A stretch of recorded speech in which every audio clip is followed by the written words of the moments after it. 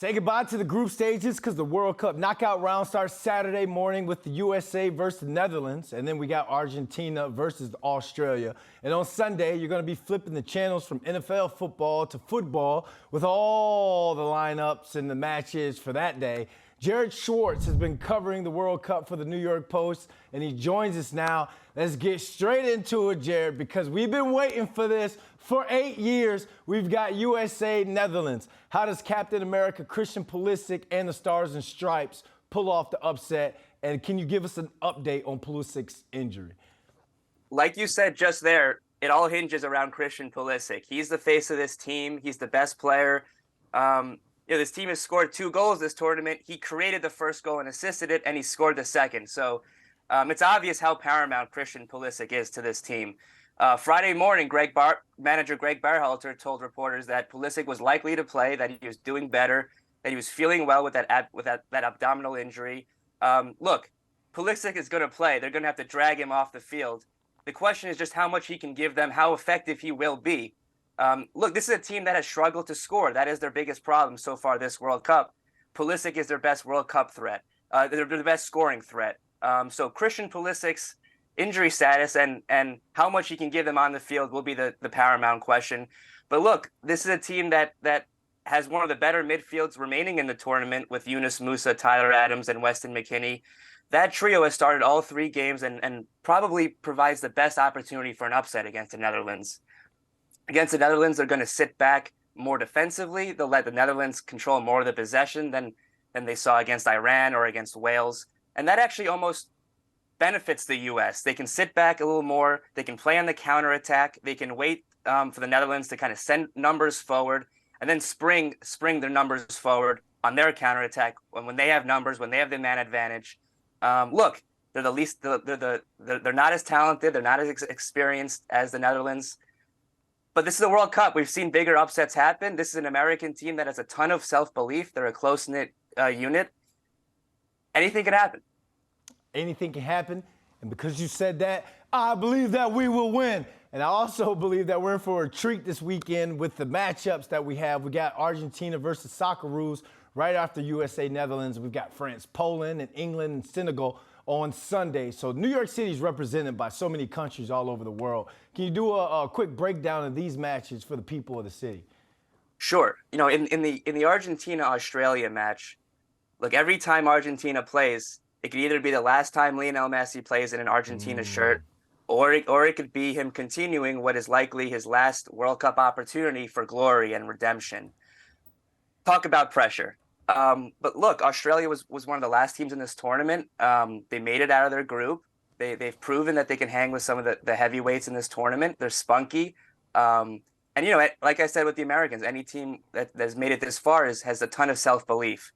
And when you add that pressure factor on Lionel Messi in Argentina, that plays a factor, as we've seen it with Lionel Messi throughout his Argentina career. So all eyes will be on Lionel Messi in that one. In France, Poland, it's funny how Poland is coming into this game. 2-0 loss. They celebrated like one of their country's biggest ever results because that's what got them into the knockout round based off tiebreakers. Their goalie Wojciech Szczesny has been one of the best goalies this tournament. He's already saved 2 penalty kicks. Robert Lewandowski, their star, it's his first World Cup appearance. He has not yet maybe cemented his moment or had his moment in this World Cup that he expected to or wanted. Scoring against France or pulling off an upset against France would certainly provide that moment. France is the defending champions. They're the favorite, but they proved that they're a little vulnerable. They're in this tournament without N'Golo Kante. They're in this tournament without Paul Pogba. They're in this tournament without Karim Benzema. They proved in the group stage that they can be had, and that that a threat can be posed to them. In England, Senegal, England is the most watched team. There's no more pressure on any team than England, and you could tell they feel that on the pitch when they're on the pitch. It's on paper, it's a favorable English draw with this Senegalese team, but this Senegalese team proved that, like Australia, like Poland, they can hang with some heavyweights. They can provide a dangerous threat in attack. This is one of those games that England, the longer they kind of let it stay 0-0, the longer they let Senegal stay in that game, the worse it is. They want to, kind of bury them right away, score early, take stamp their foot on this game. The longer they let Senegal stay around, the bigger problem they have. All right, we've seen Belgium, Germany, Canada. We've seen these teams already knocked out. So what country is your underdog, and which country would you say is the most overrated heading into this knockout stage? Now they lost this morning, but Portugal is still my biggest underdog. Okay.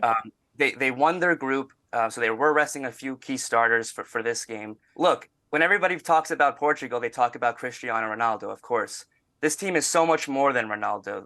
Bernardo Silva, João Felix, Bernardo Fernandes, and in attack should give any defense nightmares about stopping them. Yep. Ruben Diaz and João Cancelo in the back are two of the top defenders we see in the Premier League right now. Portugal has a ton of top-level talent beyond Ronaldo. If they can put together some of that attacking play and put it all together, they're a team that should be able to trouble anybody in this tournament. All right, who's overrated? Going back to my Argentina and Lionel Messi, look, they came into this tournament as one of the favorites because of Messi, and I promise this isn't some Ronaldo versus Messi indictment, but it's really just what's around them.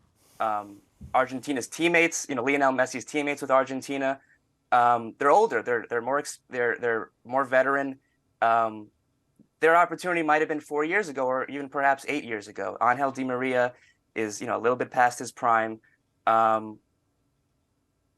They're a team that carries pretty much win or anything besides a win is an upset for them. And I don't know if this roster completely matches that expectation. All right, so you're saying things can get messy for Argentina if they don't go on and at least play into the finals.